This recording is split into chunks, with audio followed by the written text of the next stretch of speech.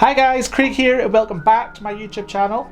So in today's video we're going to talk about the kidnapping of Colleen, an American woman who was kidnapped and held as a sex slave and confined to a small wooden box for 23 hours a day. She was held captive for over 7 years. So grab yourself a drink and let's get into today's video.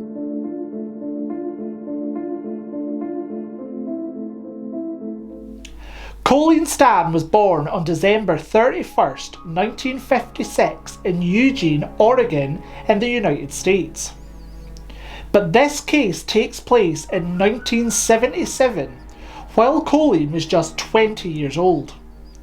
She was hitchhiking from her home in Eugene to a friend's house in North California, where she was planning to surprise her for her birthday.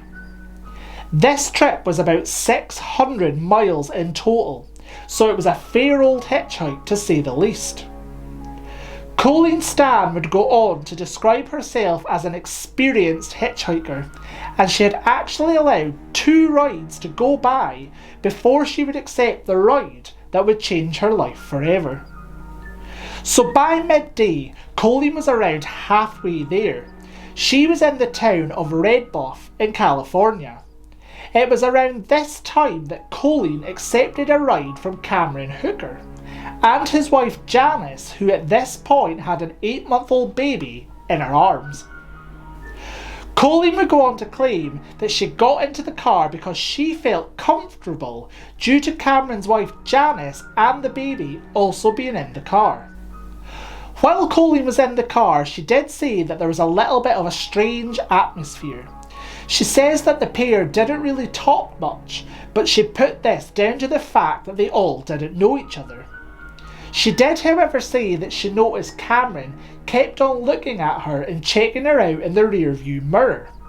She says that there was a little bit of a strange vibe, but nothing to be overly concerned about. So a short while into the trip, they all stopped at a gas station, and Colleen got out of the car to go and use the bathroom. She would go on record to say that a voice in her head told her to run, jump out of a window and never look back. But she decided to calm her fears and told herself that she was being irrational and stupid and decided to get back into the car. Once she was back in the car, Cameron then turned off the main highway onto a secluded side road. And it was at this point that Janice and the 8-month-old baby got out the car. Cameron also exited the car and then got back into the back seat with Colleen. He then almost immediately pulled out a knife and held it to her throat. He then asked her, "Are you going to do exactly what I tell you?" Colleen, who at this point must have been scared for her life, said yes. And this is where her nightmare would really begin. Cameron at this point then gagged, blindfolded and handcuffed Colleen. He then turned and looked at a small wooden box that had been sitting next to Colleen for the duration of the ride. She had paid no attention to it, but then he placed this wooden box on Colleen's head. This box was designed to prevent light, sound or fresh air from entering. So just before Cameron and Janice kidnapped Colleen, they had reached an agreement among themselves that Cameron could capture a slave to take Janice's place. Because up until this point, Cameron had been using Janice to act out his sexual fetishes. The agreement was that there was to be no actual sexual intercourse, but this would later change down the line. So on the first day of the kidnapping, Colleen was strung up by her wrists and made to stand on a small box. She was then physically attacked and beaten by Cameron, who then removed the box and left her blindfolded and suspended in the air while he and Janice had sex below.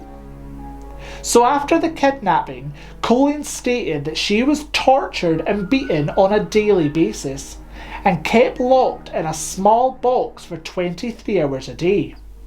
Until one day when Cameron came in and handed her a contract. She was then forced to sign it, and the contents of this contract was signing herself into slavery for life. Colleen would also go on to say that the only view that she had from her small wooden box where she spent 23 hours a day was a photograph of Marie Elizabeth, who we think is a previous victim of Cameron, whose body to this day still has never been found. Another important fact in this case is that Cameron led Colleen to believe that she was being watched by a large and powerful organisation, which Cameron called the Company. He also says that they would painfully torture her and harm her family if she ever tried to escape. This must have made Colleen absolutely petrified. Cameron also told her that they were watching her at all times and could hear everything. So because of this, Colleen became Cameron's submissive slave, and she was referred to simply as Kay. She was also forced to call Cameron master and was not allowed to talk without gaining his permission first. I mean, this Cameron sounds like one messed up dude, don't you think? It's also reported that Cameron wanted Colleen to become like the lead character from the 1954 French erotic novel Story of O.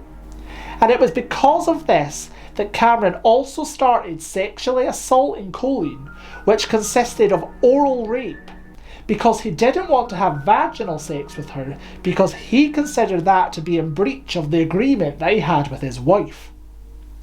Cameron did, however, think that it was acceptable to rape Colleen with implements, as he wasn't physically penetrating her himself.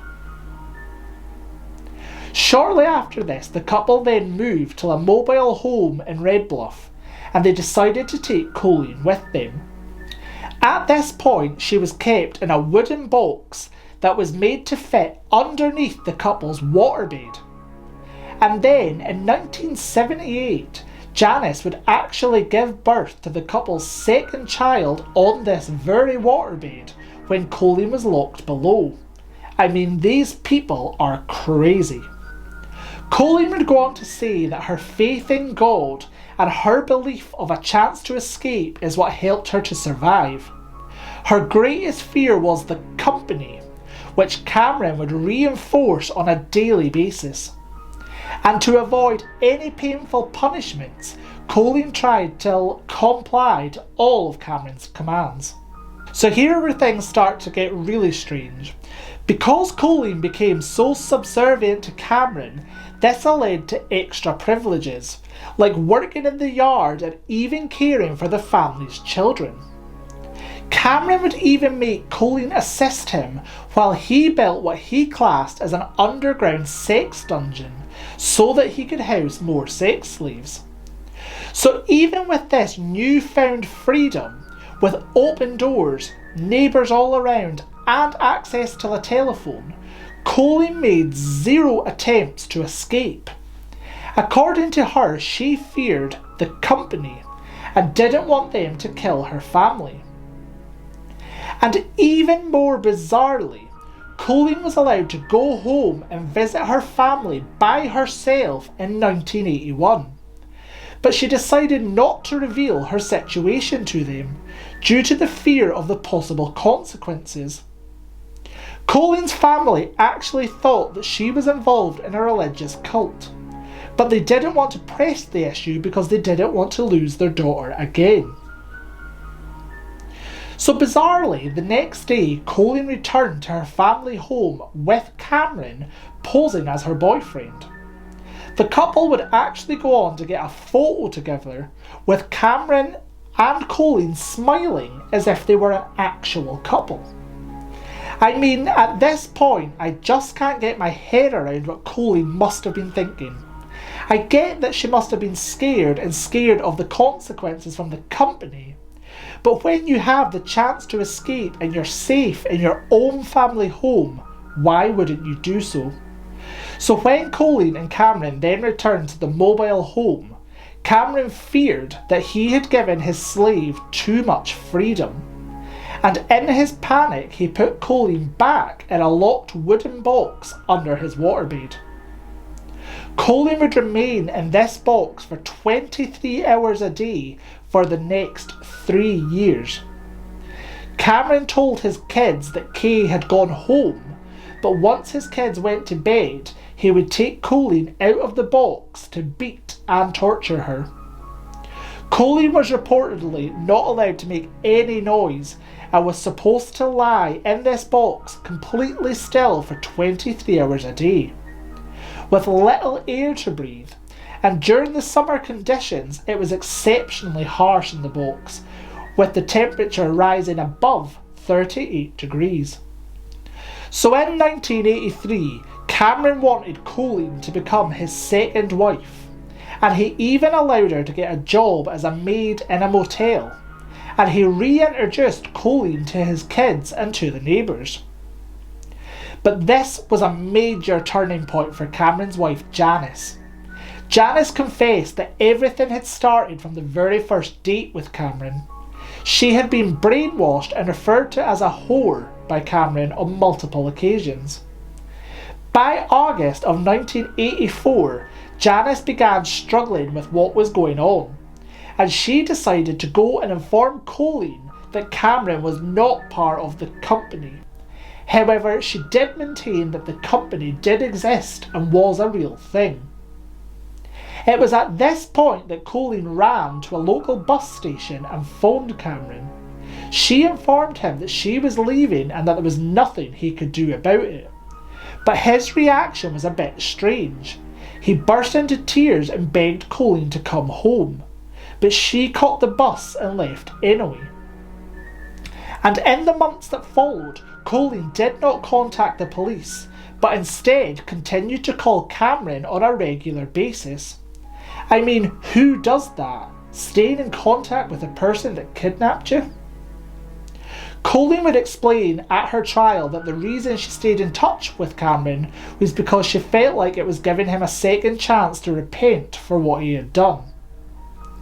She still didn't report him to the police in the coming weeks, but just 3 months after her escape, Cameron's wife Janice decided to report her husband to the police. She informed Lieutenant Jerry D. Brown of the Red Buff Police that Cameron had indeed kidnapped, tortured and murdered Marie Elizabeth, who disappeared on January 31st, 1976.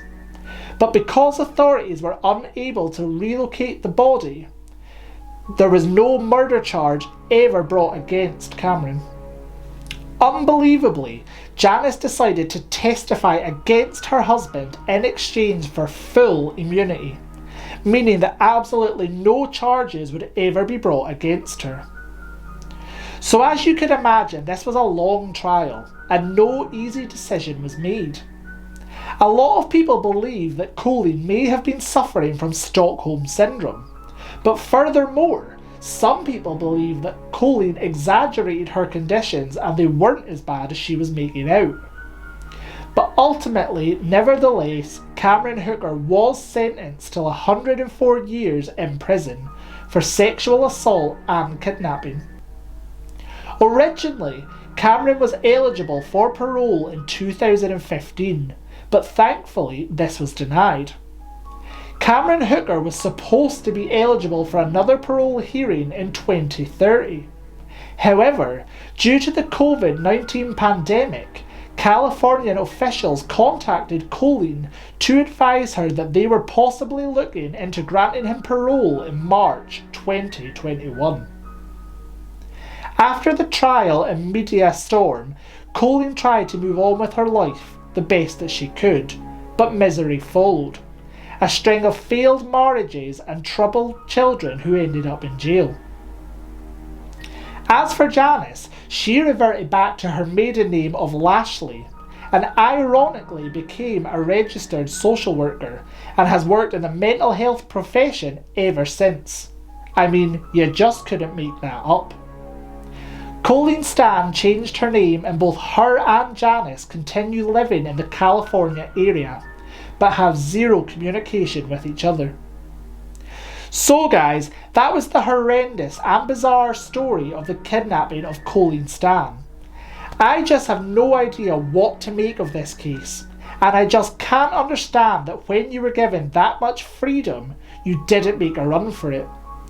Was Colleen suffering from Stockholm Syndrome, or was her conditions not quite as bad as she made out?